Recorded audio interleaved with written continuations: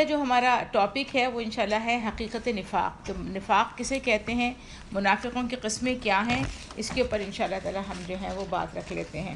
اچھا نفاق کی جو چیز ہے، اصل میں نفاق کی حقیقت کیا ہے، اور اس کو اس سے بھی پہلے جو چیز امپورٹنٹ ہے وہ یہ ہے کہ ہمیں یہ پتہ ہو کہ یعنی اسلام کے بارے میں جب ہم یہ جانتے ہیں نا کہ اسلام کیا ہے، تو اتنا ہی زیادہ اہم یہ جاننا بھی ہے کہ اسلام کیا نہیں ہے، تاکہ ہمیں پتہ چلے کہ ہم اسلام کا جو صحیح کانسیپٹ ہے وہ ہمارے پاس آ جائے. اس لیے کہ عموماً آپ یہ دیکھیں گے کہ جو بھی غیر اسلام مسلمانوں کے اندر آتا ہے وہ ہمیشہ اسلام کا رنگ چڑھا کر آتا ہے. یعنی وہ ایسے نہیں آتا کہ یہ کفر ہے اور اس کو ہم اسلام میں داخل کرنا چاہ رہے ہیں، بلکہ وہ اسلام ہی کا رنگ لے کر آتے ہیں اور اس کے بعد وہ غیر اسلام لا کے اس میں مسلمانوں میں شامل کیا جاتا ہے. یا وہ رخصتوں کا لبادہ اوڑھ کر آتے ہیں کہ یہ ایسی جگہ ہے کہ یہاں آپ کو یہ رخصت مل سکتی ہے، یہ راستہ نکل اس سے آپ فگر آؤٹ کر لیں کہ how not to do this thing. اچھا اس کے بعد آپ نے پچھلی امتوں کا ہم نے پڑھتے چلے آ رہے ہیں کہ وہ بالکل خالص حق کو جب ان کو مل گیا، اس کے باوجود چند نسلوں کے اندر وہ گمراہ ہو گئیں. چند نسلیں گزری تھیں ان کے پر کہ ان کے اندر زوال جو ہے وہ آنا شروع ہوا. تو یہ جو ضرورت ہے کہ اسلام ایگزیکٹلی کیا نہیں ہے، یہ میرے پرسنل ڈیولپمنٹ کے لیے، میرے ذاتی تزکیے کے لیے، انڈیویجول تزکیے کے لیے بھی ضروری ہے، اور اس کے بعد یہ پوری اجتماعی تزکیے کے لیے یعنی سوسائٹی کو صحیح ڈائریکشن میں رکھنے کے لیے بھی بہت ضروری ہے کہ مجھے یہ پتہ چلے کہ اسلام کیا نہیں ہے، کن چیزوں کو اسلام کے اندر ایڈ کر دیا گیا. اچھا دور اول کے جو مسلمان تھے، جو نبی کریم صلی اللہ علیہ وسلم کے صحابہ، ان کی بات یہ ہو رہی ہے کہ وہ جو تھے ان کو اپنے نفاق سے نا شدید خطرہ ہمیشہ لاحق، اور ڈرتے رہتے تھے اس بات سے. یعنی اس میں پھر ہمیں وہ مثال ملتی ہے حضرت حنظلہ کی مثال کے، جس میں ان کو اپنے لیے اندیشہ ہوا، اور جب وہ حضرت ابوبکر کے پاس آئے تو حضرت ابوبکر نے کہا کہ مجھے بھی لگتا ہے کہ میں بھی منافق ہو گیا، اور دونوں مل کے نبی کریم صلی اللہ علیہ وسلم کے پاس گئے. اچھا مشہور تابعی ایک ہیں حضرت ابن ابی ملیکہ، وہ کہتے ہیں کہ میں 30 صحابہ سے ملا ہوں، 30 صحابہ سے ان کی ملاقات ہوئی ہے، ان میں سے ہر شخص کو میں نے اپنے متعلق اندیشہ نفاق سے پریشان پایا. اور یہ بخاری کی کتاب الایمان میں یہ روایت جو ہے ملتی ہے. ابراہیم تیمی جو تابعی ہیں وہ بھی اپنے قول و فعل کا ان کے بارے میں آتا ہے کہ جب وہ موازنہ کرتے تھے تو وہ ڈر جاتے تھے کہ کہیں میں دین کا جھٹلانے والا تو نہیں بن گیا، اور بخاری کے اندر یہ بات بھی لکھی ہوئی ہے. پھر بخاری ہی کی ایک اور روایت یہ ہے کہ حسن بصری سے یہ بات ہے کہ نفاق کی طرف سے مطمئن صرف منافق ہو سکتا ہے، اور اس سے چوکنا رہنا یہ مومن کی علامت ہے. اس وجہ سے امام جی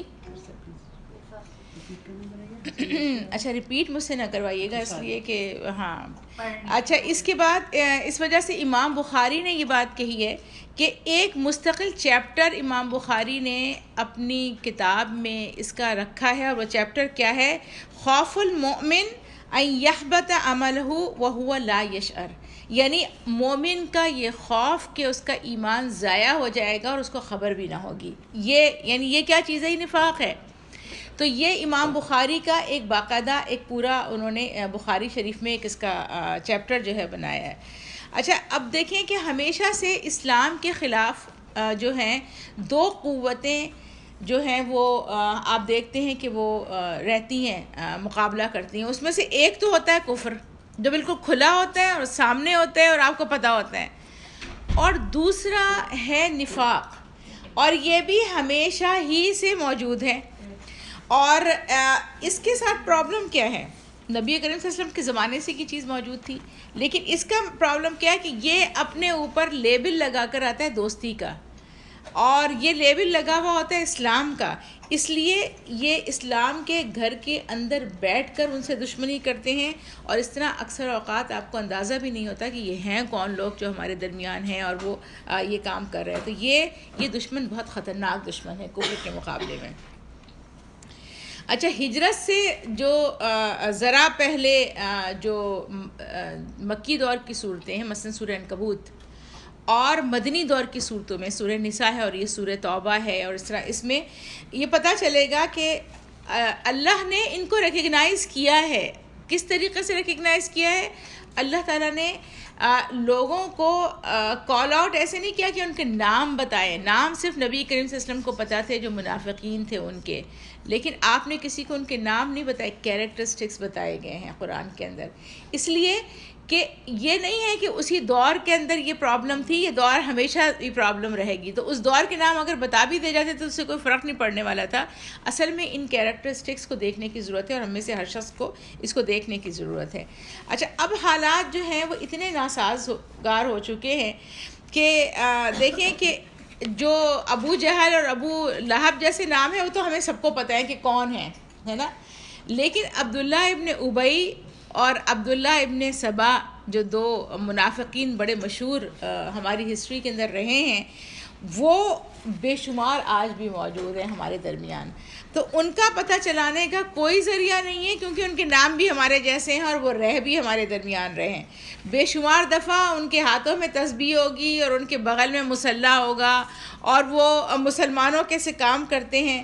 اور کوئی نبی اب آنے والا نہیں ہے کہ جس کے اوپر ریویل کر دیا جائے کہ یہ لوگ یہ ہیں، ان کے شر سے بچو، اور وہی جو ہے وہ نازل ہو جائے جو قرآن میں سورہ منافق ان المنافقون لکاذبون، کہ اللہ تعالیٰ نے کلیئر بتا دیا کہ بات صحیح کہہ رہے ہیں لیکن جھوٹے لوگ ہیں. تو اگر ہم قرآن کو اچھی طریقے سے دیکھیں اور پڑھیں تو ہمیں پھر پتہ چلے گا کہ منافقین اصل میں کیا ہیں اور کتنے قسم کے ہیں. آج انشاءاللہ اس میں بات کرتے ہیں. پہلی بات یہ ہے کہ نفاق کسے کہتے ہیں، اس بات کو سمجھنے کی ضرورت ہے. نفاق کے جو لغوی معنی ہیں، جو ڈکشنری ہمیں بتاتی ہے، وہ یہ ہے کہ کسی چیز سے گزر کر پار ہو جانا. یعنی کہ کوئی بھی چیز اس طرح کی ہو جس میں دو اس کی اوپننگز ہوں، جس میں ایک جس سے انٹر ہوا جائے اور دوسرے سے نکلا جائے. اور اس نفاق کی جو وجہ ہو سکتی ہیں وہ کس طرح ہو سکتی ہیں. شاہ ولی اللہ نے اپنی کتاب کے اندر جو اس کا کیا ہے وہ کیا ہے کہ پہلا ریزن یہ ہو سکتا ہے، پہلی کاز اس کی یہ ہو سکتی ہے کہ داخلہ ہی اسلام کے اندر دکھانے کے لیے ہوا ہو. دل ایمان میں تھا ہی نہیں، دل میں مسلسل کفر موجود تھا، لیکن دکھانے کے لیے لوگوں کو کوئی بھی وجہ سے وہ اسلام میں داخل ہو گئے. دوسرا یہ ہے کہ داخلہ تو اسلام ہی کی خاطر ہوا، مسلمان بننا ہی چاہ رہے تھے اس لیے وہ اس کے اندر آ گئے، لیکن اسلام کے ساتھ جو تعلق ہے وہ بہت کمزور تعلق ہے، اور دوسرے تعلقات اس کے اوپر پوری طریقے سے حاوی ہیں. یعنی دوسرے تعلقات جو ہیں وہ اس کے اوپر پوری طریقے سے اس طریقے سے حاوی ہیں کہ اس میں آپ اس کی یعنی ان کی محبتیں اور ان کے تعلقات اور ان کی عقیدتیں سب جو ہیں وہ اسلام سے زیادہ بڑھی ہوئی ہیں. اس میں پہلے قسم کا جو نفاق ہے اس کو کہا جائے گا عقیدے کا نفاق. یعنی وہ شخص جو ہے اس کا عقیدہ ہی صحیح نہیں ہے، وہ مسلمان ہوا ہی نہیں ہے. اور انہی منافقین کے لیے قرآن کے اندر جو بات آئی ہے ان المنافقین فی الدرک الاسفل من النار، یہ عقیدے کا منافق ہے جس کے بارے میں اللہ تعالیٰ نے قرآن کے اندر یہ کہا ہے کہ منافق جو ہے یہ جہنم کے سب سے نچلے درجے میں جائے گا، جو عقیدے کا منافق ہے. اس کے بعد دوسرا جو نفاق ہے وہ عمل کا نفاق ہے. ٹھیک ہے، عمل کا جو نفاق ہے اس میں ایک تو چیز یہ ہے کہ وہ ہوا تو ہے اسلام، مطلب وہ لے کر تو آیا ہے اسلام، لیکن یہ جو قومی اور قبائلی تعصب کی بنا پر مسلمان ہوا ہے. یعنی میرا قبیلہ باقی مسلمان ہو گیا تو میں بھی مسلمان ہو جاتا ہوں، میرا قبیلہ اگر کفر پر ہے تو میں بھی کفر میں. آپ نے پڑھا حضرت سعد بن معاذ جب ایمان لے کر آئے تو وہ اپنے قبیلے میں گئے تو ان کے قبیلے کے سب لوگوں نے کہا کہ ہم جانتے ہیں کہ آپ کتنے اچھے آدمی ہیں تو ہم بھی آپ کے ساتھ مسلمان ہو جاتے ہیں. یعنی اسلام لے کر تو آئے ہیں، ایسا نہیں ہے دل سے مسلمان نہیں ہوئے، لیکن ریزن کیا ہے؟ قبائلی تعصب. چونکہ سارے لوگ مسلمان ہو گئے اس لیے ہم بھی مسلمان ہو جاتے ہیں. اچھا، اس کے بعد یا پوری قوم کافر ہے تو ہم بھی کافر ہیں. دوسری ریزن اس کی ان عملی نفاق جو منافق تھے ان کی کیا تھی کہ دل پر دنیا کا عشق پوری طریقے سے چھایا ہوا تھا، اور اس طریقے سے کہ اس میں اللہ اور اس کے رسول صلی اللہ علیہ وسلم کی محبت ہی کوئی جگہ باقی نہیں رہی. ساری محبت جو ہے دل میں وہ دنیا کے لیے موجود ہے. اچھا، ایک تیسری وجہ ان کے نفاق کی جو تھی وہ کیا تھی کہ ان کو وہ تھے تو سنسیئر اسلام لانے سے، لیکن ان کی معاشی دلچسپیوں نے ان کو ایسا اپنا دیوانہ بنا رکھا تھا کہ ان کے پاس دین کے لیے کوئی وقت ہی نہیں تھا. مطلب ایسا بھی نہیں تھا کہ ان کے دل میں اللہ اور اس کے رسول کی جگہ نہ ہو. آپ سب کو ڈفرینشیٹ کرتے جا رہے ہیں ایک کے بعد دوسرے کے اندر، کیا بہت سٹل قسم کا فرق ہے. اور یہ مت سمجھے کہ یہ کلیئر قسم کی ایک ڈیمارکیشن ہے کہ جو اس کیٹیگری میں ہے وہ اس کیٹیگری میں نہیں ہوگا، ایسا نہیں ہے. بہت جگہ اوور لیپ بھی ہے، ان کے پاس یہ چیز بھی موجود ہے اور یہ چیز بھی موجود ہے. یعنی قبائلی عصبیت بھی موجود ہے اور ساتھ میں دنیا کا عشق بھی موجود ہے. قبائلی عصبیت بھی موجود ہے، معاشی سرگرمیاں جو ہیں وہ بھی اس کے اندر ہیں. اس کے بعد پھر ایک اور لوگ وہ ہیں کہ جن کو جو ایمان لے آئے ہیں لیکن دل ابھی ان کے شکوک و شبہات کی جگہ بنے ہوئے ہیں. دل کا جو ایمان ہے وہ پوری طریقے سے ابھی پورا اس کے اوپر فرم ان کا بلیو جو تھا وہ نہیں تھا. اچھا ایک اور قسم ان کے اندر یہ ہے کہ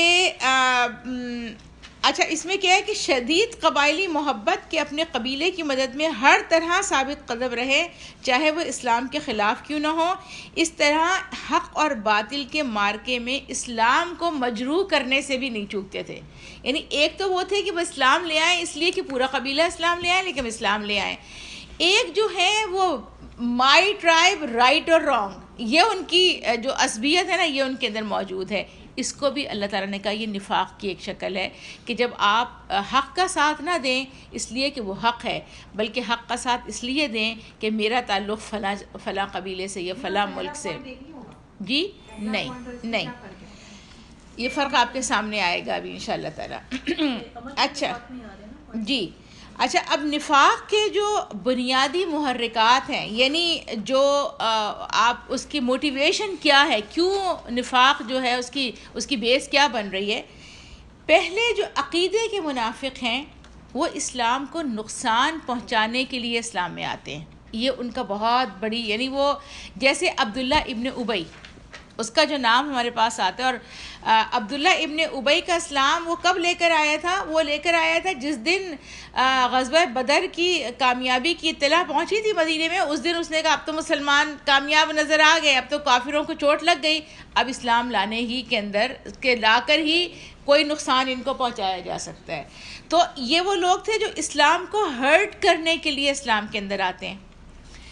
دوسرا جو ہے کہ یہ دنیا پرستی اور مادی مفاد کی پرستش کی وجہ سے، یعنی اب دیکھیں فرسٹ اور سیکنڈ، میں آپ کو 3 ریزنز بتا رہی ہوں، ٹھیک ہے، نفاق کے 3 ریزنز.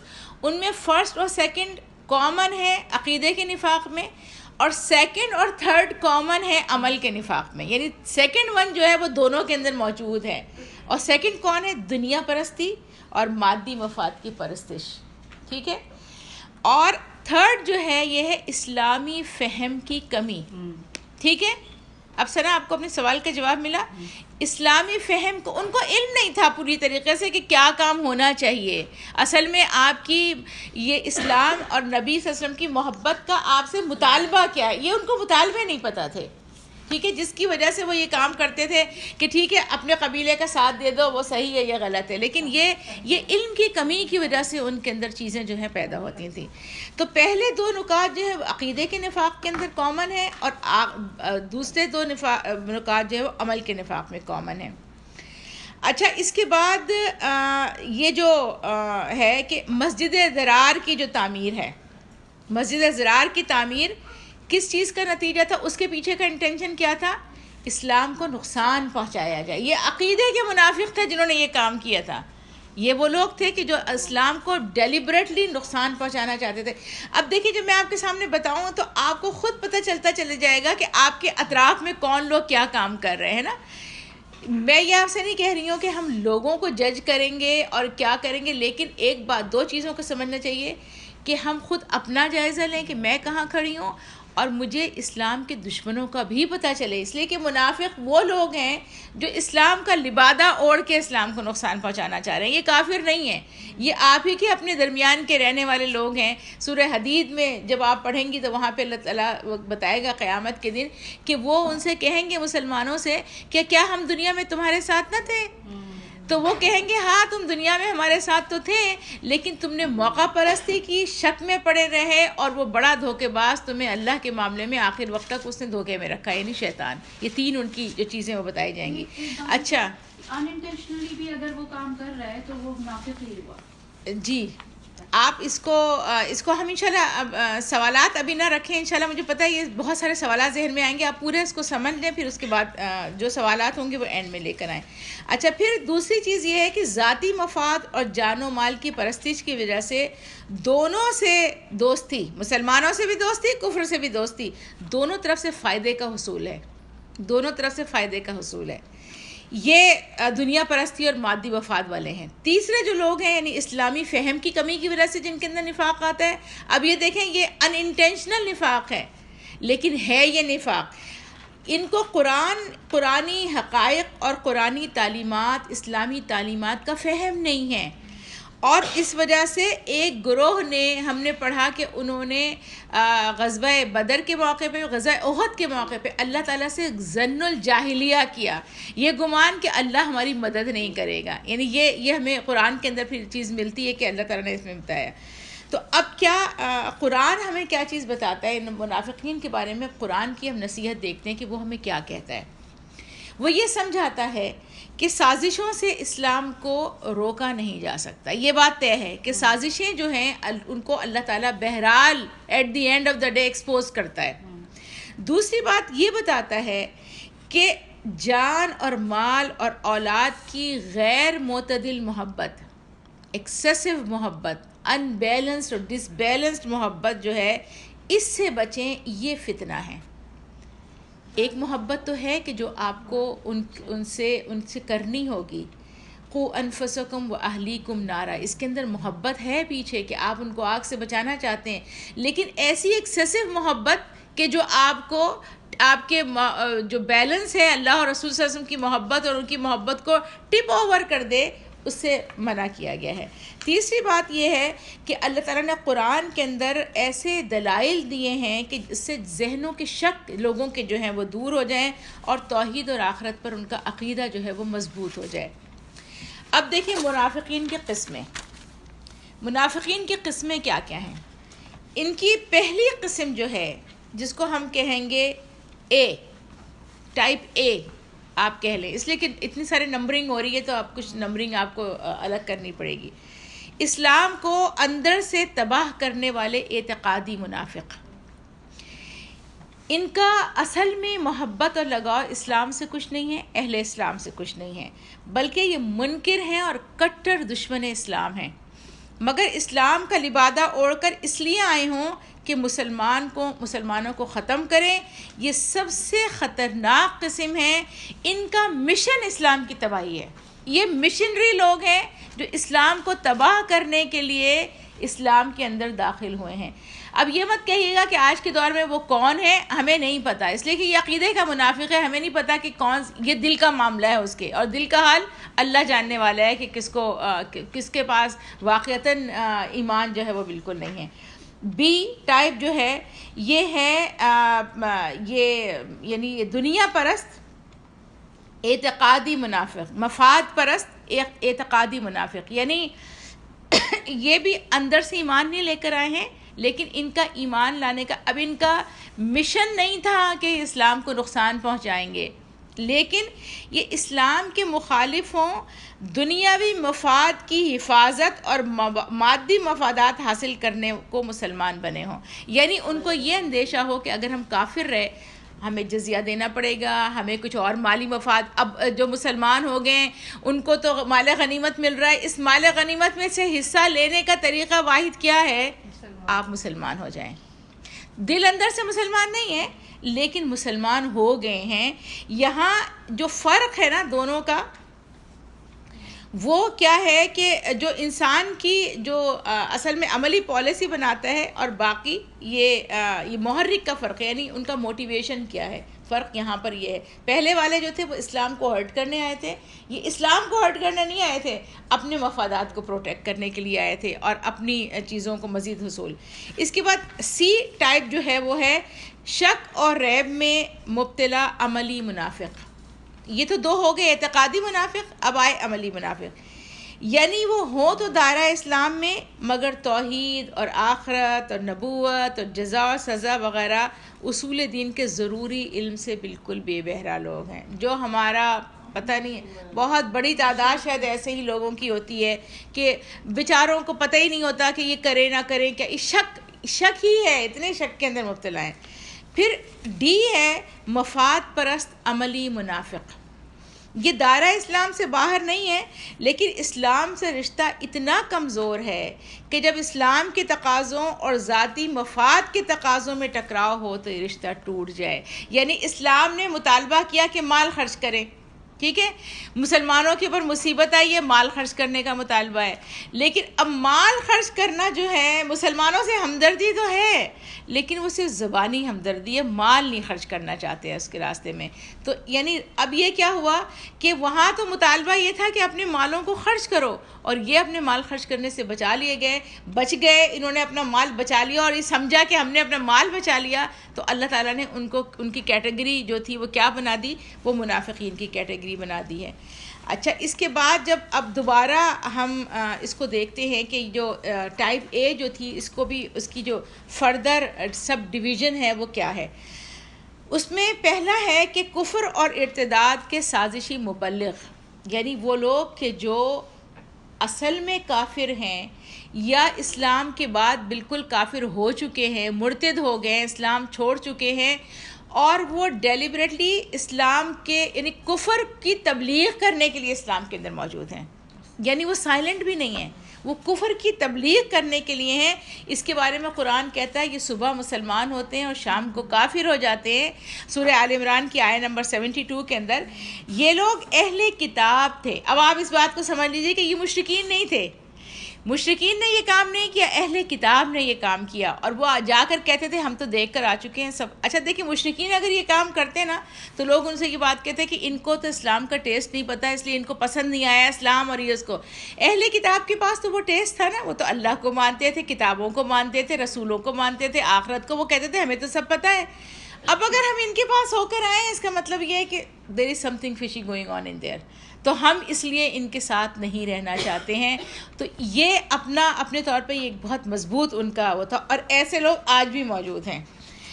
اور یہ بھی ہو سکتے ہیں کہ ممکن ہے کہ یہ علماء اہل کتاب ہوں جو یہ کام کرتے تھے لوگوں کو وہاں سے ہٹانے کے لیے اسلام سے. ان کی دوسری قسم ہے دشمنان اسلام کے جاسوس، جن کو اسلام دشمن لوگ خاص طور پہ امپلانٹ کرتے ہیں. آپ کو جو پتہ چلتے ہیں نا، مسلمانوں میں بہت سے لوگ ایسے پکڑے جاتے ہیں جو پتہ چلتا ہے ہیں وہ انڈیا کے لوگ ہیں، وہ ہندو ہیں، وہ ایجنٹ ان کے، لیکن مسلمان بن کے مسلمانوں کے درمیان موجود تھے. یہ وہ لوگ ہیں، یہ اسلام کا دعویٰ کر کے مسلمانوں میں اس لیے گھس گئے تھے کہ مسلمانوں کی اسٹریٹجیز، ان کی پالیسیز، اس کی ٹوہ لگائیں اور دوسروں کو باخبر کریں. میں قرآنی آیات کے صرف آپ کو ریفرنس دوں گی، نمبر آپ لوگ خود اس کو اپنے پاس، سورہ مائدہ آیہ نمبر 41، سورہ نساء آیہ نمبر 83، سورہ مجادلہ آیہ نمبر 8، اور سورہ آل عمران آیہ 119 اور 120. اس کے بعد تیسری ٹائپ عقیدے کے منافقین کی جو ہے وہ یہ ہے کہ یہ تفرقہ پیدا کرنے، مسلمانوں کے درمیان ڈسپیوٹ کریٹ کرنے کے لیے آتے تھے. وہ کھڑے ہوتے تھے اور مسلمانوں کے درمیان مذہبی تفرقہ بازی. یہ پوائنٹ 3 ہے، یہ ٹائپ اے کی ٹائپ 3 ہے، ٹھیک ہے. یہ اس میں نسلی اور وطنی اختلاف، سب سے پہلے پاکستان، سب سے پہلے فلاں، میں فلاں ہوں، اور میں، یعنی اس بنیاد پہ جو تقسیم ہے. دین کو دین کے نام سے انہوں نے ختم کیا، دین کو دین کے نام سے ختم کرتے ہیں.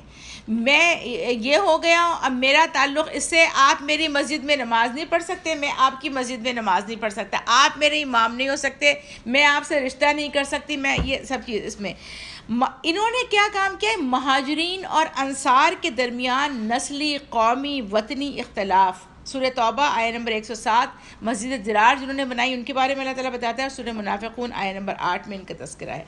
اچھا، اب یہ آپ سمجھ لیجئے، میں دوبارہ آپ کو بتا رہی ہوں کہ یہ ایسی ڈیمارکیٹ لائن نہیں ہے کہ اس کی اتنی ویل ڈیفائنڈ ڈیمارکیشن ہو کہ جس میں آپ کہیں کہ بس یہ ہیں اور یہ ہیں. ایسا کچھ نہیں ہے. یہ آپس میں ملے جلے بھی ہو سکتی ہیں چیزیں، کہ آپ کہیں کہ جو عقیدے کا ہے وہ عملی بھی ہے، اور جو عملی ہے اس کے اندر کہیں عقیدے کا پرابلم بھی آ رہا ہے. ٹھیک ہے.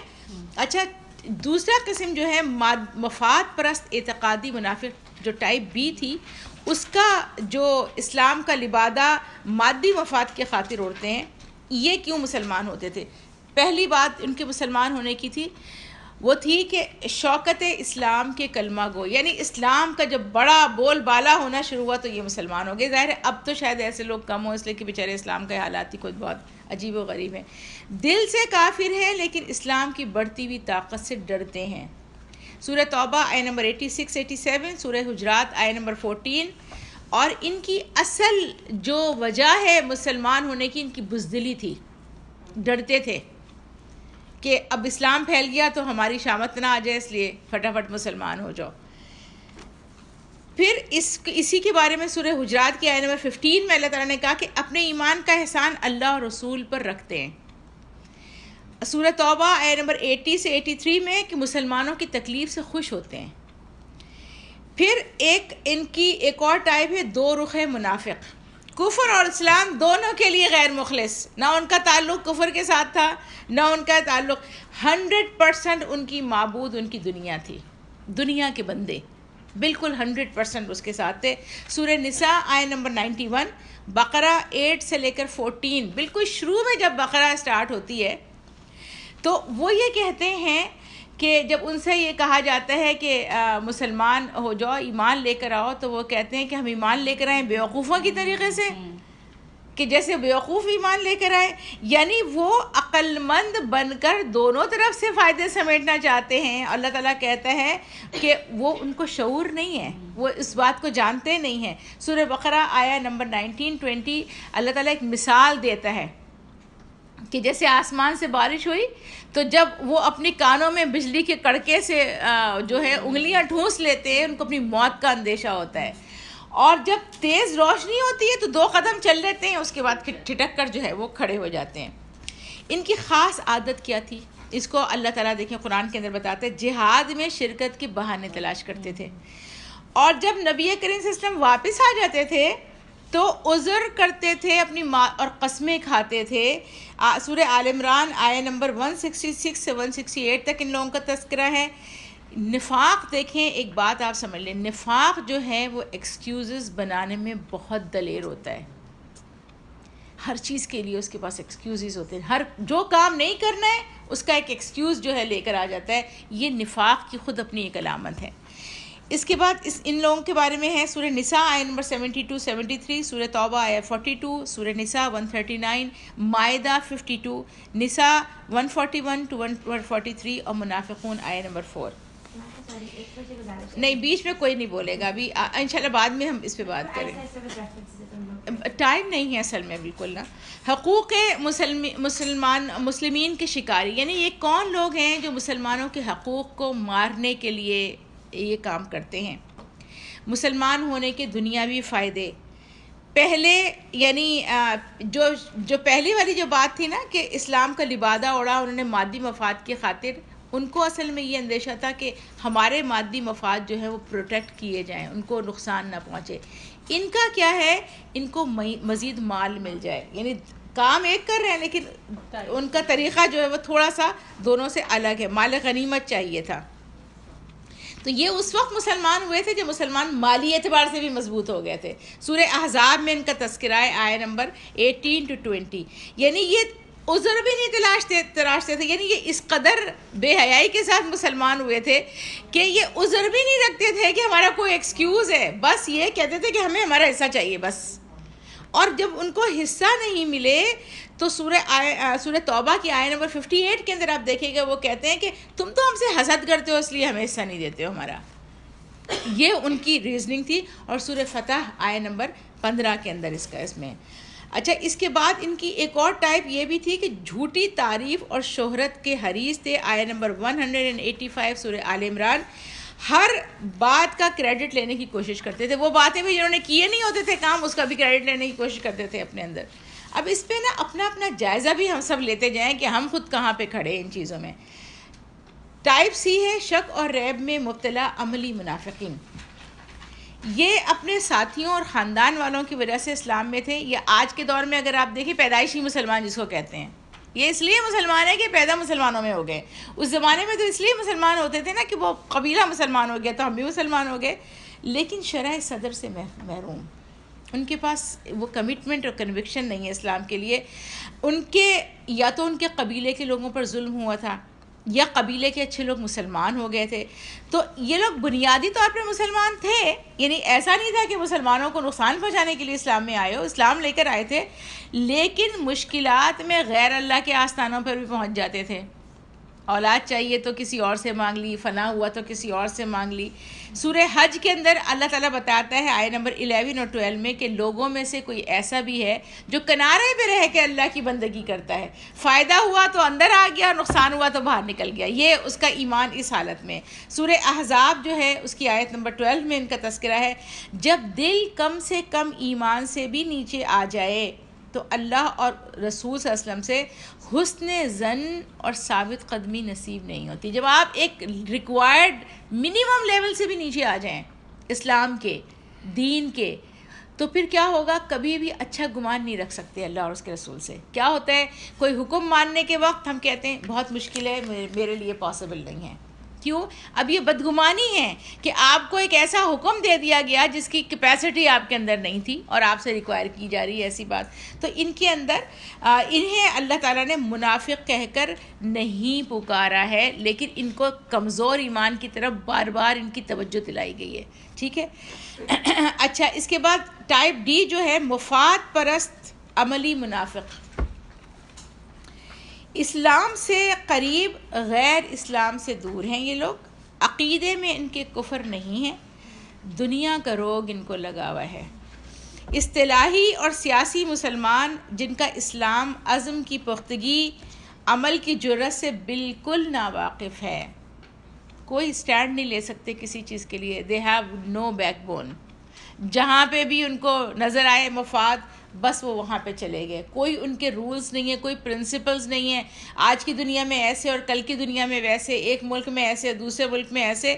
اور یعنی ان سے نہ اسلام کے لیے یہ جانی مفاد دے سکتے تھے, نہ مالی مفاد دے سکتے تھے, نہ کلچرل مفاد, یعنی اپنی عادتوں کو بھی چھوڑنے کے لیے تیار نہیں تھے. یہ وہ لوگ تھے. اور ان کو یعنی صاف لفظوں میں ان کو منافق کہہ کر پکارا گیا ہے. اب دیکھیں, پہلی والی ٹائپ کو منافق کہہ کے نہیں پکارا گیا, لیکن اس لیے کہ ان کے پاس صرف ایک شک و ریب کی ایک, اگر ایجوکیٹ کریں تو شاید وہ بہتر ہو جائیں. ان کے اندر دنیا بھری ہوئی تھی بے تحاشا, دنیا کی محبت. جہاں پر اس میں سورہ عنکبوت کی آیت نمبر 10 اور 11, یہ مکہ کی نازل شدہ آیات ہیں, بتائیں سورہ عنکبوت. تو اس وقت ویسے اعتقادی منافق تو کوئی بھی نہیں تھا, لیکن یہ وہ لوگ تھے کہ جو دین کے خاطر ہجرت کرنے کے لیے تیار نہیں ہو رہے تھے, کہ اپنے گھر بار چھوڑ کے جانے پڑیں گے, اپنے مفادات چھوڑ کے جانے پڑیں گے, وہاں جا کر پتہ نہیں کن حالات کا سامنا کرنا پڑے گا. مسلمان تو ہو گئے, ظاہر ہے وہاں کسی بینیفٹ کے لیے تو مسلمان نہیں ہوئے تھے, لیکن اس کے لیے وہ نقصان برداشت نہیں کر سکتے تھے.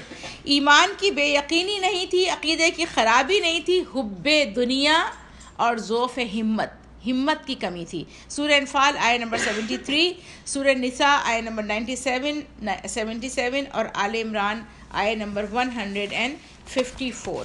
اچھا, اب آپ یہ دیکھیں, اس چیز کو ہم دیکھ لیتے ہیں کہ عملی جو نفاق کی وہ بتائی ہیں. اعمال نفاق کون کون سے ہیں؟ اعمال نفاق کون سی چیزیں ایسی ہیں کہ کون سے اعمال ایسے ہیں جس کو اللہ تعالیٰ نے نفاق قرار دیا ہے؟ ظاہر اور باطن کا مختلف ہونا. سورہ فتح آیت نمبر 11. خود غرض اور موقع پرست ہونا. تمہارے معاملے میں منتظر ہے, اگر تمہیں فتح ہو تو اللہ کی طرف فتح ہو اللہ کی طرف سے, تو کہیں گے کہ ہم تمہارے ساتھ نہیں تھے, بیٹھے ہوئے ہیں گھر پہ اپنے, لیکن کہہ رہے ہیں کہ تو ہم نے. سورہ نساء آیت نمبر 140. اچھا, میں اس کی تفصیل میں نہیں جا رہی ہوں, اس لیے کہ تفصیل کا بہت وقت نہیں ہے. خطرے کے وقت اصول کی پابندی کو حماقت سمجھنا, اگر مشکل حالات ہیں تو اب تو ظاہر ہے ہم اس کو وہ کر سکتے ہیں نا، چھوڑ سکتے ہیں ان چیزوں میں. وَإِذَا قِيلَ لَهُمْ آمِنُوا كَمَا آمَنَ النَّاسَ قَالُوا أَنُؤْمِنُ كَمَا آمَنَ السُّفَهَاءُ کہ بیوقوفوں کی طرح ایمان لے آئے. سورہ بقرہ آیت نمبر 13. اسلام اور امت اسلامیہ کے مشکلات پر خوش ہونا اور اس کی ترقی اور خوشحالی کو دیکھ کر جل اٹھنا. آل عمران آیت نمبر 120. اس کے بعد مصالح اسلامی کے خلاف سازشیں کرنا. سورہ نساء آیت نمبر 40 کہ یہ جب کہتے ہیں کہ ہم نے اسلام قبول کیا اور جب باہر جاتے ہیں تو لوگوں کے سے تمہارے خلاف جو ہے مشورے کرتے ہیں. اسلامی سیاسیات سے متعلق اہم امور کو جنہیں صیغہ راز میں رکھنا ہوتا تھا لوگوں میں مشہور کر دینا. یعنی ایسی بھی چیزیں ہوتی ہیں نا جو بعض لوگوں کو پتہ چل جاتی ہیں پولیٹیکلی، بہت لوگوں سے ان کے، اور ایسے لوگوں کی خاص بات یہ ہوتی ہے کہ جو اوپر کے لوگ ہوتے ہیں نا ان سے تعلقات رکھنے کی ان کی خواہش ہوتی ہے. دیکھیں عبداللہ ابن ابی کا طریقہ کار کیا تھا، ہر جمعے میں وہ جا کر اس جگہ بیٹھا کرتا تھا جہاں نبی کریم صلی اللہ علیہ وسلم جمعے کا خطبہ دینے کے لیے بیٹھتے تھے، اور اس سے پہلے کہ نبی کریم صلی اللہ علیہ وسلم کھڑے ہوں خطبہ دینے کے لیے وہ کھڑا ہوتا تھا سب سے پہلے اور کہتا تھا اے لوگو اللہ کے نبی کی بات کو غور سے سنو اور اس پر عمل کرو. یہ عبداللہ ابن ابی کا طریقہ کار تھا. اب مسلمانوں کو اس سے الجھن ہوتی تھی کہ یہ ہے تو کیا چیز، لیکن ایسے لوگوں کے خاص طریقہ کیا ہوتا ہے کہ اوپر والوں سے ہمیشہ تعلقات رکھنا چاہتے ہیں. جب تعلقات رکھتے ہیں تو ظاہر راز بھی کچھ نہ کچھ بعض اوقات پتہ چل جاتے ہیں، تو اس سے کیا ہوتا ہے کہ یہ ان کو لوگوں کے درمیان پھیلاتے ہیں اور اس کو پروپیگیٹ کرتے ہیں تاکہ مسلمان لوگ جو ہے ان کو نقصان پہنچے. اللہ کے احکامات اور نبی کریم صلی اللہ علیہ وسلم کی جو احادیث اور سنت ہے اس کے خلاف سرگوشیاں کرنا. سورہ مجادلہ آیت نمبر 8. پھر اہل حق اور اہل باطل دونوں سے تعلقات کو استوار کرنا اور تاکہ نہ یہ ان سے برے بنے نہ ان سے برے بنے. سورہ نساء آیت نمبر 91. اسلامی قوانین خصوصاً جہاد کو، یہ بڑی امپورٹنٹ بات ہے اس لیے کہ آج کل یہ بڑی کامن ہو گئی ہے یہ چیز. اس کو خلاف مصلحت سمجھنا، یہ مصلحت کا تقاضا نہیں ہے، جہاد کا نام لینے کی بھی ضرورت نہیں ہے، بلکہ فساد کی وجہ سمجھنا اور ناقابل عمل سمجھنا، اور اس کے مقابلے میں اپنی طرف سے وضع کردہ خودی یہ ہمارے خیال میں امن ایسے آ سکتا ہے، یہ کام کرنا چاہیے، یہ کام نہیں کرنا چاہیے. قالو انما، جب ان سے کہا جاتا ہے کہ زمین میں فساد نہ برپا کرو، سورہ بقرہ آیت 11، تو وہ کہتے ہیں قالو انما نحن مصلحون، ہم تو صلاح کرنے کے لیے یہ کام کر رہے ہیں، ہم تو زمین میں فساد کے لیے تھوڑی یہ کام کر رہے ہیں، کہتے ہیں ہم تو اصلاح کرنے والے ہیں. پھر ان کی 10ویں خصوصیت یہ ہے فتنہ پسند ہوتے ہیں. سورہ نساء آیت نمبر 91. جب کبھی فتنے سے دوچار ہوتے ہیں تو اس میں کود پڑتے ہیں. نمبر 11 اسلام کو قبول کرنا، عقل اس سے دور ہو جانا تاکہ لوگوں میں نفرت پیدا ہو. کفار اور دشمنان اسلام سے دلی دوستی اور محبت رکھنا، ان کی مددگاری اور معاونت کا ان سے تعلق رکھنا، یعنی دلی محبت. وہ ان کو یہ باتیں تکلیف دیتی ہیں کہ مسلمانوں کے جو دشمن ہیں ان کو کوئی تکلیف جو ہے وہ پہنچے. الذین یتخذون الکافرین اولیاء من دون المؤمنین، سورہ نساء آیت 139. اسلام سے جو قوتیں لڑائی لڑ رہی ہوں، اسلام سے اور ان کا جنگ ہو، محارب ہوں، ان اسلام کے مقابلے میں ان کو مدد دینا یا ان کی مدد کا وعدہ کرنا. ہم اپنے لوگوں کو پکڑ کے آپ کو دے دیں گے، ہم یہ کام کر دیں گے. وہ قوتیں جو مسلمانوں سے لڑ رہی ہیں ان کو سپورٹ کرنا. کفار کے ہاں رسوخ اور عزت کا طلبگار ہونا. اسلامی عدالت کو چھوڑ کر ایسی عدالتوں میں اپنے معاملات لے جانا جو غیر اسلامی قوانین پر فیصلہ کرتی ہوں. یریدون ان یتحاکموا الی الطاغوت، طاغوت سے فیصلے کراتے ہیں. شریعت کے قانون پر محض اس وقت عمل کرنا جب اپنا فائدہ ہوتا ہو، اور جہاں یہ اندیشہ ہو کہ شریعت کا فیصلہ ہماری خواہشوں کے خلاف ہوگا وہاں اس سے دور بھاگنا اور صاف لفظوں میں اس کو ٹھکرا دینا. سورہ نور آیت نمبر 48-49. حق کے واضح ہونے کے بعد اور اسے حق جان لینے کے بعد غرور اور خود پرستی کی وجہ سے اور جھوٹی عزت کے خیال سے اپنی غلط روش پر جمے رہنا. وَإِذَا قِيلَ لَهُ اتَّقِ اللَّهَ أَخَذَتْهُ الْعِزَّةُ بِالْإِثْمِ. میں ایک غلط کام کرتی ہوں، میرے سامنے وہ کلیئر ہو کر آ گیا، یہ اللہ اور اس کے رسول صلی اللہ علیہ وسلم کا مطالبہ ہے، لیکن اس لیے کہ لوگوں کے درمیان میرا جو اسٹیٹس ہے وہ ہرٹ نہ ہو، یا کوئی میری یعنی ایک سوشل اسٹیٹس یا جو بھی میری ایک جگہ ہے وہ اس کو نقصان نہ پہنچے، اس سے اپنی عزت کے خیال سے اس گناہ کے اوپر جم جانا۔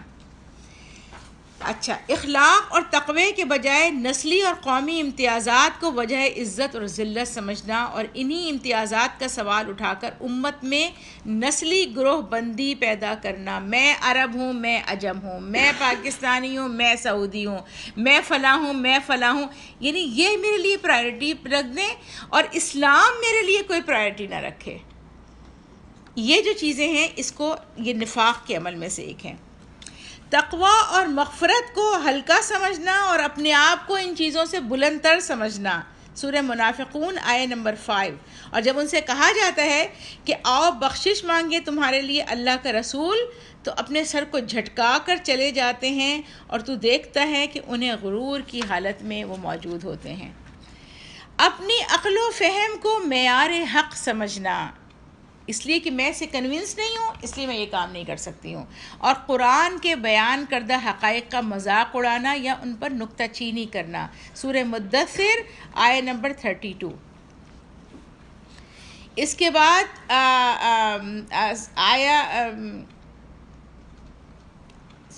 یہ نماز اور اذان بلکہ تمام شاعر اسلامی کا مذاق اڑانا۔ جب تم یہ سورہ مائدہ آیہ نمبر 58، اللہ تعالیٰ کو اور اس کے رسول کو اور اس کی آیات کو دل لگی کا سامان بنانا۔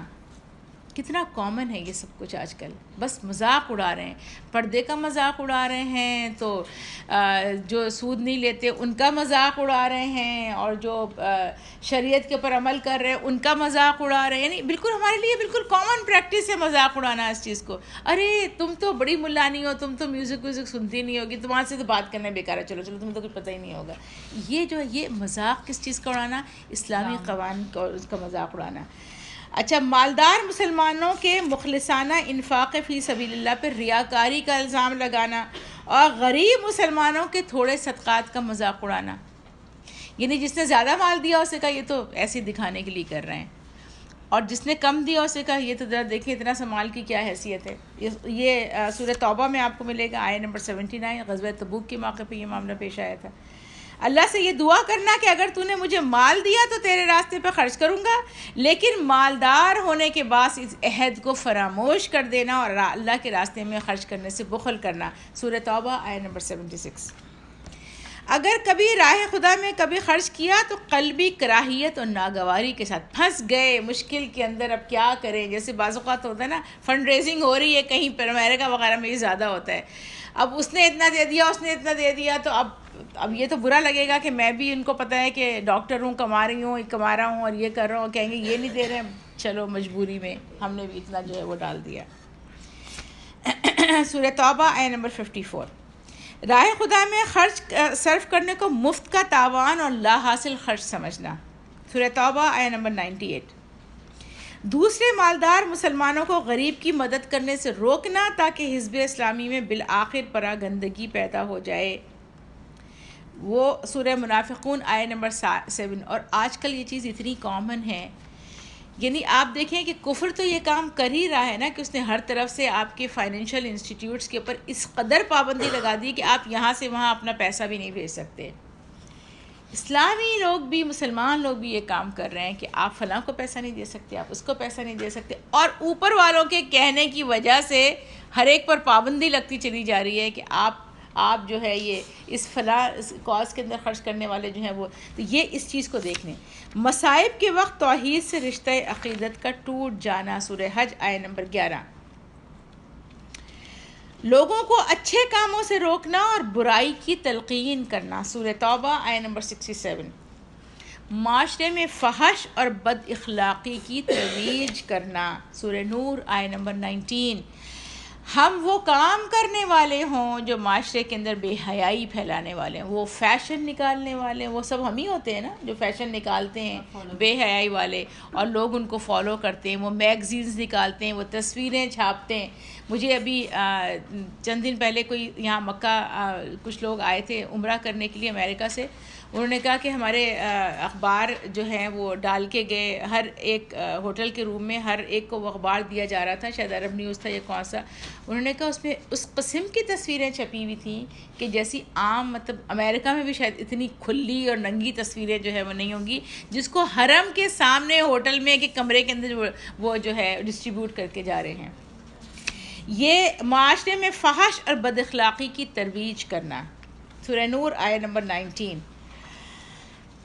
اچھا، شیرازہ ملت کو یعنی ملت کے اکٹھا جب وہ ہو تو اس کو مذہبی فرقہ بندیوں کے ذریعے درہم برہم کرنا، سورہ توبہ آیت نمبر 107۔ گناہ اور برائی میں بالکل بے خوف ہو جانا اور اس کے درمیان وہ کرنا، مائدہ آیت نمبر 62۔ اپنی مطلب براری کے لیے جھوٹی قسمیں کھانا، سورہ منافقون آیت نمبر 2۔ اتخذوا ایمانہم جنہ فصدوا عن سبیل اللہ، کہ وہ اپنی قسموں کو لوگوں کے واللہ میں تو یہ کام اس لیے کر رہی ہوں کہ میں چاہتی ہوں کہ یہ کام اس طریقے سے، قسمیں جھوٹی کھانا، جھوٹے وعدے کرنا، سورہ حشر آیت نمبر 11۔ بغیر کارنامے سر انجام دیے اس کا کریڈٹ حاصل کرنے کی کوشش کرنا، یعنی جھوٹی شہرت کا حصول، سورہ آل عمران 188۔ سلامت قلب حاصل نہ ہونے کے باعث سچائی اور نیکی کی حقیقتیں نہ پانا، آیت سورہ منافقون آیت نمبر 7۔ وَلَٰكِنَّ الْمُنَافِقِينَ لَا يَفْقَهُونَ، یعنی کیا ہے جب دل جو ہے وہ پلوٹڈ ہے تو اسلام کی گہرائی، اس کی حکمتیں، اس کی اصل چیزیں اس تک وہ پہنچ ہی نہیں پاتے ہیں بالکل۔ اس لیے جب آپ دیکھیں کہ جب آپ کے سامنے ایک کلاؤڈ آ جائے یا بہت اسموگ یا فاگ آ جائے تو آپ کا ویژن بلاک ہو جاتا ہے نا، نظر نہیں آتا، آپ پیچھے کا دیکھ نہیں سکتے۔ بعض اوقات جب بہت فاگی ویدر ہوتا ہے تو ایروپلین بھی لینڈ نہیں کر پاتے، وہ کہتے ہیں اس لیے کہ وہاں تک وہ دیکھ ہی نہیں پا رہے ہیں۔ تو یہ ہوتا ہے کہ جب آپ کا جو آپ کے اپنے اندر دل جو ہے اس کے اندر اتنی شک اور مختلف چیزیں ہوں گی، اتنا پلوٹڈ ہو جائے گا اور اتنا فاگی ہو جائے گی چیزیں کہ آپ اس کی گہرائی تک پہنچ ہی نہیں پائیں گے، بالکل نہیں پہنچ پائیں گے، یہ حکمت سے محروم ہو جائیں گے، جس کو اللہ تعالیٰ نے یہاں پہ کہا وَلَٰكِنَّ الْمُنَافِقِينَ لَا يَفْقَهُونَ، فقہ ان کے اندر گہرائی ہے ہی نہیں، آ ہی نہیں سکتی اس چیز کے اندر۔ اور اس کے بعد پھر سورہ نساء کے لیے بھی اللہ تعالیٰ نے کہا، سورہ نساء کی آیت نمبر 78، فَمَا لِهَٰؤُلَاءِ الْقَوْمِ لَا يَكَادُونَ يَفْقَهُونَ حَدِيثًا، کیا ہو گیا ہے ان لوگوں کو کہ کوئی بات بھی نہیں سمجھ آتی ان کو۔ پھر اللہ تعالیٰ قرآن کے اندر اور ان لوگوں کے لیے بھی جو کافر ہیں ان کے لیے بھی اس کا یہ قوم لا یفقہون، یہ وہ قوم ہے کہ جن کو سمجھ نہیں ہے۔ اسی طرح منافقین کے اندر بھی یہ بات ان کے لیے کہی ہے۔ پھر یہ کہ بزدلی منافقت کی علامت ہے۔ کیا چیز کی بزدلی؟ کہ میں لوگوں سے ڈر کے اللہ کے دین کو چھوڑ دیتی ہوں، یہ بزدلی ہے اس کے اندر، سورہ مائدہ آیت نمبر 52۔ بزدلی اور عشق دنیا کی وجہ سے ہر مصیبت کو خواہ اس کا رخ کسی بھی طرف ہو اپنے لیے سمجھنا۔ اب دیکھیں بعض اوقات ہوتا کیا ہے، اس کی میں یہ نہیں کہہ رہی ہوں کہ یہ سورہ منافقون کی آیت نمبر 4 ہے کہ کیا چیز ہوتی ہے کہ ہم نے یہ بات کی کہ کوئی بات ہو رہی ہے، ایک چھوٹی سی مثال دے رہی ہوں، اس سے شاید اس کا کوئی تعلق بھی نہ ہو، مثال irrelevant ہو۔ کوئی بات اگر کہیں کسی محفل میں کی جا رہی ہو، کوئی کہہ رہا ہے کسی اور کام کے لیے، کسی اور چیز کے لیے، لیکن بیٹھنے والوں میں سے کوئی ایک جو ہے وہ یہ کہہ رہا ہے یہ تو مجھے سنانے کے لیے بات کی جا رہی ہے۔ یہ جو بات ہے یہ منافقین کے اندر بات ہوتی تھی کہ ہمیں سنانے، بہت ساری باتیں نبی صلی اللہ علیہ وسلم کہتے تھے لوگوں کے لیے، لوگوں کو کیا ہو گیا ہے کہ وہ یہ اور یہ کام کرتے ہیں، تو وہ ان کو ہر چیز، ہر سازش اپنے خلاف محسوس ہوتی ہے۔ اچھا، اس کے بعد اپنے مسلمان ہونے پر اللہ کا شکر گزار ہونے کے بجائے الٹا اللہ اور اس کے رسول اور عام امت مسلمہ پر احسان رکھنا، سورہ حجرات آیت نمبر 17۔ وَيَمُنُّونَ عَلَيْكَ أَنْ أَسْلَمُوا، تم پر احسان رکھتے ہیں کہ اسلام لے کر آگے۔ نماز کی ادائیگی اور اس کی پابندی کو گراں محسوس کرنا، محض لوگوں کو دکھانے کی خاطر نماز پڑھنے کے لیے مسجد میں آنا، یہ نماز پڑھنا اور اس طرح سستی سے آنا کہ صاف ظاہر ہو رہا ہو کہ بادل نخواستہ آ رہے ہیں. اکثر آپ دیکھتے ہیں کہ اب دیکھیں چوتھی رکعت کے اندر جا کے جب بھاگ رہے ہوتے ہیں کہ رکوع کے اندر پکڑ لیں چوتھی رکعت، تو یہ جو اس کا حصول ہے، خصوصاً نماز فجر اور عشاء کو باجماعت نہ ادا کرنے بہت خطرناک چیز ہے. ویسے یعنی کتنی آج کل مردوں میں اور لڑکوں میں کامن یہ بات ہو گئی ہے، اس کی اہمیت کو نہیں سمجھتے. ہلکی اور بے ضرر احکام شریعہ پر تو عمل کر لینا، لیکن ذرا سخت، مشکل اور ایثار طلب احکام کو اگنور کر دینا. سورہ نساء 77. جہاد کا نام سن کر کانپ جانا اور میدان جہاد کی طرف رخ کرتے ہوئے شدت خوف سے بدحواس ہو جانا. پھر جہاد کی ضرورت سے انکار تو نہ ہو، لیکن اس کی تکلیفوں کو مشکل بتانا اور کہنا آج کے دور کی یہ ضرورت نہیں ہے، خود بھی گھر بیٹھ جانا اور دوسروں کو بھی گھر بٹھانے کی کوشش کرنا. سورہ توبہ آیت نمبر 81. وقالوا لا تنفروا فی الحر، انہوں نے کہا گرمی کے اندر نکلنے کی ضرورت نہیں ہے. اس کے بعد مسلمان ہونے کا مطلب یہ سمجھنا کہ اب ہمیں کسی مصیبت سے دوچار نہیں ہونا چاہیے، کیونکہ جب ہم رب السماوات والارض کے تنہا نام لیوا ہیں تو وہ اپنے منکروں کو چھوڑ کے ہمیں کس لیے مشکل میں کرے گا. سورہ احزاب آیت نمبر 12. جی ہاں. اچھا، اب یہ اس میں اور کافی ساری ہیں، میں نے آپ کے سامنے 48 تک رکھا ہے، اور اس میں انہوں نے 62 کوالٹیز بتائی ہیں منافقین کی، کہ جو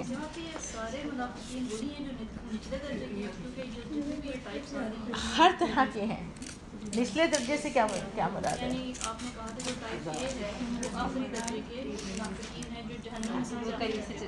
وہ تو اعتقادی منافق ہیں. یہ جو ابھی ٹائپس ہم نے دیکھی ہیں، اس میں جو ریاکاری کرنے والے بھی، وہی میں نے کہا کہ ان کو آپ ایسے ڈفرینشیٹ نہیں کر سکتے یہ ہیں یہ ہیں. ہر آدمی کو اپنا خود جائزہ لینا ہے. جی بالکل. اور نفاق میں سب سے اہم بات یہ ہے کہ آپ دوسرے کو نہیں دیکھیں، اپنے آپ کو دیکھیں، اور آپ کو یہ پتا ہو کہ اسلام دشمن کن کن شکلوں میں ہو سکتے ہیں. مجھے اس بات کو سمجھنے کی ضرورت ہے کہ میں کہیں اسلام دشمنوں کے ہاتھوں پہ نہ لگ جاؤں. جی یہی بات میں آپ سے کہہ رہی ہوں کہ اپنا جائزہ اس کے اندر لینے کی جو ہے وہ بہت سخت ضرورت ہے کہ ہم جائزہ اس میں لیں. اور ایک جو بات خصوصی جو منافقین، خاص طور پہ جو مفاد پرست منافقین ہیں نا، ان کی جو خصوصی بات کی گئی ہے وہ یہ ہے کہ ایمان کا دعویٰ تو ان کے پاس ہوتا ہے، لیکن مشکلات کے وقت میں وہ پیچھے ہٹ جاتے ہیں. مشکل عمل ہو، مشکل کام ہو، مال کی قربانی ہو، یہ چیز جو ہے نا ان سے نہیں ہوتی ہے. جہاد کا وقت ہو، کوئی چیزیں بھی ہوتے ہیں، وہ سنسیئر مسلمان ہوتے ہیں، لیکن عملاً وہ جو ہیں وہ پیچھے ہٹ جاتے ہیں. تو یعنی آپ دیکھیں کہ آج کے دور کے اندر مسلمان ایسے مسلمان ہیں کہ جو نماز کو، روزے کو، شراب کو، جوئے کو، ہر ایک کو کہتے ہیں یہ تو جنونی باتیں، پرانے زمانے کی دقیانوسیت ہے، یہ کیا چیز ہیں. اور تعزیرات کو، حدود کو، گواہی کو، وہ جو ہم نے بات کی تھی وراثت کی تقسیم کو، ہر چیز کے اوپر مذاق جو ہے وہ لگایا جاتا ہے. اور ایسی اس معاشرے میں ہمارے پاس ایسے لوگوں کی بھی کوئی کمی نہیں ہے جو بلا جھجک اپنے کلچر کو شریعت کے اوپر ترجیح دیتے ہیں. ابھی جو ہم نے شروع میں بات کی تھی کہ لوگ وراثت تقسیم نہیں کرتے، اس کی کیا وجہ ہوتی ہے؟ ہماری خاص طور پہ زمینداروں کے اندر جن کے پاس بڑے اگر بیٹی کو دے دیا تو ہمارا مال تقسیم ہو جائے گا، ان کے پاس چلے گا، ہمارے ہاتھ سے جو ہے وہ چیز جو ہے اس کو نکل جائے گی. پھر اس معاشرے کے اندر وہ علم بردار بھی موجود ہیں جو پوری شرح صدر کے ساتھ غیر اسلام کے اوپر ایمان لا چکے ہیں. مطلب ان کو لگتا ہے یہی بہت اچھی چیز ہے، تم لوگ غلط کام کر رہے ہو. اور اس غلاظت کو مسلمانوں میں بکھیرتے رہنا ان کا اور اس میں ہمارا میڈیا جو ہے اس کا بہت بڑا ہاتھ ہے کہ جو چاہتے ہیں کہ مسلمانوں کو اس سائٹ پہ لے کے جائیں. یہاں تک کہ ایسے لوگ، یعنی اب آپ دیکھیں کہ ایسے بھی لوگ ہیں جو قادیانیوں کو مسلمان ٹھہرانے کے اوپر تلے ہوئے ہیں. ان کا ہر چیز ان کی الگ ہے. یعنی انہوں نے وہ کہتے ہیں کہ کیا کتاب بھی تو وہی پڑھتے ہیں، نماز بھی پڑھتے ہیں، کتاب بھی پڑھتے ہیں، روزے بھی رکھتے ہیں، سب کچھ کرتے ہیں. لیکن وہ ختم نبوت پر یقین نہیں رکھتے تو وہ کیسے مسلمان ہو سکتے ہیں؟ لیکن ہمارے یہاں مسلمانوں کا ایک طبقہ ایسا موجود ہے جو مسلسل اس بات کی کوشش کرتا ہے کہ قادیانیوں کو غیر مسلم نہ قرار دیا جائے کسی طریقے سے. تو یہ اس کے بعد پھر جو چیزیں ہیں کہ جو نفاق کی جو عملی شہادتیں ہمیں نظر آتی ہیں کہ نماز جیسے حکم سے آدھی سے زیادہ آبادی نماز پڑھتی ہی نہیں ہے، پر نماز پڑھنے کو وہ کوئی خاص اہمیت ہی نہیں دیتے، بلکہ ان کے سامنے ایسا ہے جیسے چرواہا نہیں پکار رہا ہوتا اپنے جانوروں کو. قرآن میں جس طریقے سے آیا ہے سورہ بقرہ میں کہ ایسا لگتا ہے جیسے دور سے جو چرواہا ہے وہ جو ہے گڈریا پکار رہا ہے اپنے ریوڑ کو، ان کو کوئی آواز، اذان ہو رہی ہے اور کرکٹ کے گیم چل رہے ہیں، نمازیں ہو رہی ہیں اور ان کے گیمز جو ہیں وہ چل رہے ہیں. زکوٰۃ، اتنی بڑی تعداد زکوٰۃ کو دینے کے لیے ایک صاحب یہاں پر آئے اور زکوٰۃ وہ کہنے لگے میری تو 20 پتہ نہیں 40 کتنی فیکٹریز ہیں پاکستان میں. تو آ کے بات ہو رہی تھی تو میرے میاں ان سے کہنے لگے کہ پھر تو اس کا مطلب یہ ہے کہ آپ تو مطلب بہت آپ کی زکوٰۃ. انہوں نے کہا اگر میں زکوٰۃ دوں تو ہر سال میری ایک فیکٹری تو چلی جائے گی زکوٰۃ میں، اس لیے میں یہ کرتا ہوں اس کے بدلے ہر سال آ کے عمرہ کر لیتا ہوں. تو اب دیکھیں یہ جو زکوٰۃ کا اور جو عشر کا یہ جو ہے یہ بالکل شادی بیاہ پر لاکھوں خرچ کریں گے، کروڑوں خرچ کر لیں گے، لیکن زکوٰۃ نکالنا جو ہے وہ ان کے لیے مصیبت ہوتا ہے. پھر شرعی احکام کی پابندی جو ہے وہ نہیں کرنا چاہتے ہیں. جھوٹ بولنا، خیانت کرنا، دین کی خاطر تکلیفوں کو برداشت نہ کرنا، کفار کے ساتھ تعلق رکھنا اور عزت کی طلب میں ان کے پاس جانا، جھوٹی شہرت کے دل دادا. وہی جو میں نے آپ سے کہا تھا کہ عید کے دن نماز پڑھنے تو بڑی اس میں چلے جائیں گے، عام دنوں میں کوئی نماز نہیں پڑھتے. عید کی نماز چونکہ پورا میڈیا موجود ہے وہ بتا رہے ہیں کہ وزیر اعظم نے کہا نماز پڑھی، فلاں منسٹر نے کہا نماز پڑھی، فلاں نے کہا نماز پڑھی، تو وہ سب کے سب جو ہے وہ یہ کام کرتے ہیں. تو اب اس چیز کو ہمیں اپنا جائزہ اور اپنی سوسائٹی کا جائزہ اور اس بات کا جائزہ لینے کی ضرورت ہے کہ میں اسلام کے بارے میں واقعی کتنی سنسیئر ہوں، اور اسلامی احکام میرے لیے ایسا تو نہیں ہے کہ آسان چیزیں میں نے اپنے لیے چیری پکنگ. وہ جو میں نے آپ سے کہا تھا کہ رسول دکان کھولنے کے لیے نہیں آتے تھے کہ آپ اپنی اس دکانداری میں سے جو چیز آپ کو پسند آئی وہ آپ نے پک کر لی اور جو چیز ناپسند آئی اس کو چھوڑ دیا. پورا پیکج لے کر آتے تھے، اس پورے پیکج کو آپ کو ایکسیپٹ کرنا جو ہے وہ ضروری ہوتا ہے.